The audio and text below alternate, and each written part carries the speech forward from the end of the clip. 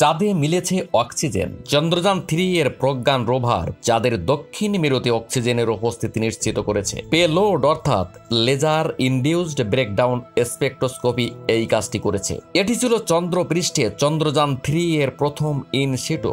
এছাড়াও চাঁদে হাইড্রোজেন এবং জলের উপস্থিতির সম্ভাবনা রয়েছে এবং 26শে আগস্ট 2023 চন্দ্রযান-3 এর বিক্রম ল্যান্ডার চাঁদের মাটিতে বিশাল ভূমিকম্প রেকর্ড করেছে, যা ইসরো দ্বারা কনফার্ম করা হয়েছে। তাছাড়া চাঁদে যেসব খনিজ বা রাসায়নিক পদার্থ এখনো পর্যন্ত চন্দ্রযান-3 আবিষ্কার করেছে তা সবকিছু আমরা এই ভিডিওতে আলোচনা করব। সেজন্য ভিডিওটি স্কিপ না করে শেষ পর্যন্ত অবশ্যই দেখবেন।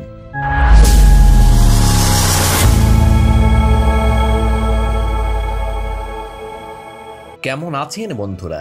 ডট ফ্যাক্টস বাংলার নতুন ভিডিওতে আপনাদের সবাইকে স্বাগত জানাই। চাঁদের দক্ষিণ মেরু মানব জাতির কাছে এখনো অজানা, তাই চন্দ্রযান-3 অভিযান সফল হয় চাঁদের রহস্যময় দক্ষিণ মেরুতে পৌঁছাতে পারা প্রথম দেশ হিসেবে নতুন করে ইতিহাস গড়ল ভারত। চূড়ান্ত পর্যায়ের এই অবতরণ প্রক্রিয়ায় 19 মিনিট সময় লেগেছিল। ওই সময় সারা ভারত তো উচ্ছ্বসিত ছিলই, আগ্রহে তাকিয়েছিল সারা বিশ্ব।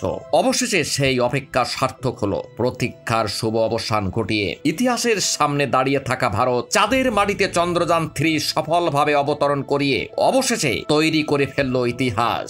ভারতীয় মহাকাশ বিজ্ঞানের পরিসরে এক মহা বিপ্লব ঘটে গেল। চন্দ্রযান-3 সফলভাবে অবতরণ করে চাঁদের দক্ষিণ মেরুতে প্রথম দেশ হিসাবে পা রাখলো ভারত। আপনাদের মনে এখন প্রশ্ন আসতে পারে, অবতরণের পর চন্দ্রযান-3 তার খোঁজ কতদিন ধরে চালিয়ে যাবে? বন্ধুরা, চন্দ্রযান-3 এই মিশনটি 15 দিন ধরে চালিয়ে যাবে। আর তার কারণ হলো চাঁদে 14 থেকে 15 দিন শুধু দিনই হয়, অর্থাৎ 15 দিন এখানে সূর্যের আলো থাকে আর পরের 15 দিন অন্ধকার বা রাত থাকে। আর চন্দ্রযান-3 তখনই ল্যান্ড করেছিল যখন চাঁদের বুকে সূর্যের আলো ছিল। আর সেই কারণেই প্রজ্ঞান রোভার 14 থেকে 15 দিন তার কাজ করতে পারবে। আপনি হয়তো এখন ভাবছেন সূর্যের আলোর সাথে এই মিশনের কি সম্পর্ক? আর সেই কারণটি হলো প্রজ্ঞান রোভারটিতে অনেকগুলো সোলার প্যানেল রয়েছে, আর এই সোলার প্যানেল বিক্রম ল্যান্ডারও লাগানো আছে। এদের সিস্টেমটি চালু রাখার জন্য যে শক্তির দরকার সেটি হলো সূর্যের আলো। আর 14 দিন পরে যখন সূর্যের আলো চলে যাবে তখন প্রজ্ঞান রোভার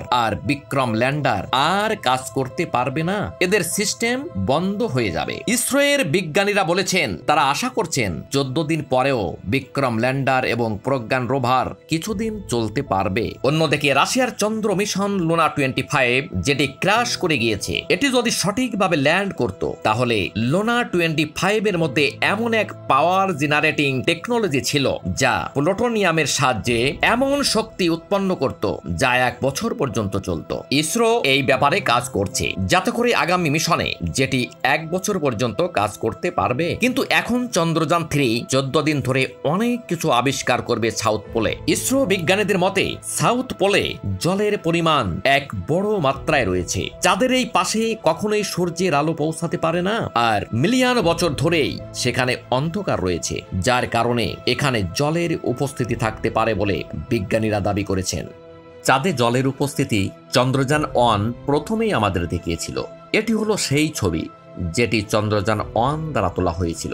ছবিটিতে আপনি যে ব্লু কালার দেখতে পাচ্ছেন এটি হলো ওয়াটার ডিটেকশন, যা চন্দ্রযান-1 আজ থেকে প্রায় 15 বছর আগেই আবিষ্কার করেছিল।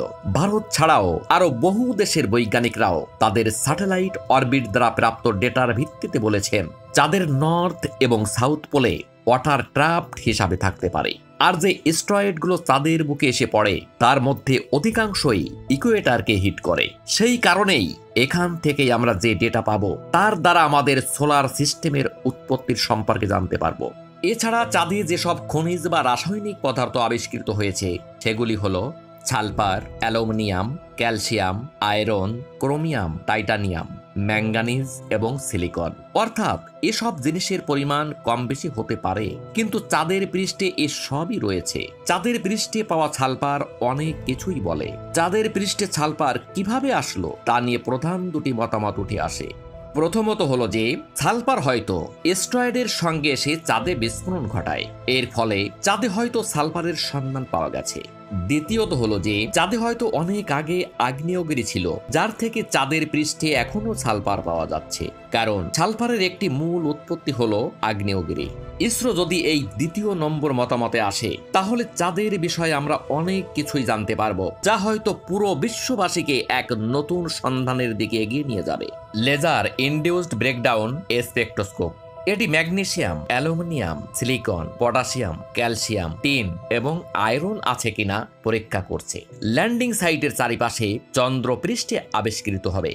আলফা কণা এক্স রে স্পেকট্রোমিটার, এটি চন্দ্রপৃষ্ঠে উপস্থিত রাসায়নিকের পরিমাণ এবং গুণমান অধ্যয়ন করবে, খনিজের সন্ধানও করবে।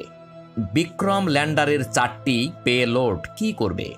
রম্ভা, এটি চাঁদের পৃষ্ঠে সূর্য থেকে আসা প্লাজমা কণার ঘনত্ব, পরিমাণ এবং পরিবর্তনগুলি তদন্ত করবে। স্যাসটি, এটি চন্দ্রপৃষ্ঠের তাপ অর্থাৎ তাপমাত্রা পরীক্ষা করবে। ইলসা, এটি ল্যান্ডিং সাইটের চারিপাশে ভূমিকম্পের ক্রিয়াকলাপ তদন্ত করবে। লেজার রেট্রো রিফ্লেক্টর অ্যারে, এটি চাঁদের গতিশীলতা বোঝার চেষ্টা করবে। 26শে আগস্ট 2023 চাঁদের পৃষ্ঠে হঠাৎ একটি কম্পন অনুভব করে বিক্রম ল্যান্ডার, এবং এটি ইসরোয়ের বৈজ্ঞানিক দ্বারা সঠিকভাবে বিবেচনা করে তাদের নিজের ওয়েবসাইটে পোস্ট করেছে। অনেকে হয়তো মনে করেন যে এই কম্পনটি হয়তো, কিন্তু না, চাঁদে ল্যান্ড হওয়ার পর থেকে এমন কোনো কম্পন এখনো অনুভব করেনি বিক্রম ল্যান্ডার। এই কম্পনটি অনুভব করেছিল বিক্রম ল্যান্ডারে থাকা ইলসা নামে একটি যন্ত্র। এটির প্রধান কাজই হলো ভূপৃষ্ঠের উপরে কোনো রকম কম্পন সৃষ্টি হলে সেটি ইন্টারনেটের মাধ্যমে কম্পিউটারে দেখানো। আমাদের পৃথিবীতে ভূমিকম্প মাপার জন্য যে যন্ত্র, যার নাম সিসমোগ্রাফ, তার থেকে এটি অনেক বেশি অ্যাডভান্স।